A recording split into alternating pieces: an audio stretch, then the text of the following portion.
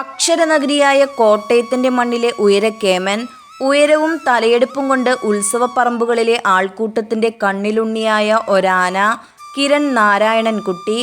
അവൻ്റെ പ്രൗഢഗാംഭീര്യവും പലപ്പോഴും മുഖത്ത് പ്രകടമാകുന്ന ബീഭത്സതയും കണ്ടാൽ ആരുമൊന്ന് നോക്കി നിന്നു പോകും. ഒരേ സമയം തന്നെ ഇരട്ട മുഖങ്ങൾ അനാവരണം ചെയ്യാൻ കഴിവുള്ളവൻ. തൻ്റെ തലയെടുപ്പും ഉയരവും കൊണ്ട് ഒരേ സമയം മനുഷ്യരുടെ മനസ്സിൽ ഇടം നേടാനും അതേസമയം തൻ്റെ രൗദ്രഭാവം പുറത്തെടുത്ത് അടിമുടി വിറപ്പിക്കാനും കഴിവുള്ളൊരു ആണൊരുത്തൻ. ഇടഞ്ഞോടിയാൽ പാപ്പാന്മാർക്ക് ഇവനെ തളയ്ക്കാൻ സാധിക്കാറില്ലായിരുന്നു.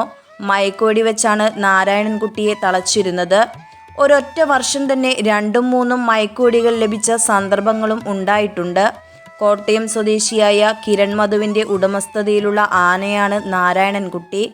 ബീഹാറിൽ നിന്നും കേരളത്തിലേക്ക് എത്തിയ ഇവൻ ആദ്യം പൂരനഗരിയായ തൃശ്ശൂരിന് സ്വന്തമായിരുന്നെങ്കിലും അധികം താമസിയാതെ ചില കൈമാറ്റങ്ങളിലൂടെ തെക്കൻ നാട്ടിൽ കോട്ടയത്ത് മധുവിന് സ്വന്തമായി. 1997 കിരൺ മധു നാരായണൻകുട്ടിയെ സ്വന്തമാക്കുന്നത്. അല്പസ്വല്പം വില്ലത്തരങ്ങളൊക്കെ കാണിച്ചിരുന്നെങ്കിലും പഴയകാല ചട്ടമ്പിത്തരങ്ങൾക്ക് കടിഞ്ഞാണിട്ടുകൊണ്ട് നാരായണൻകുട്ടി ഇന്ന് ഉത്സവപൂരങ്ങളിൽ സജീവ സാന്നിധ്യമാണ്.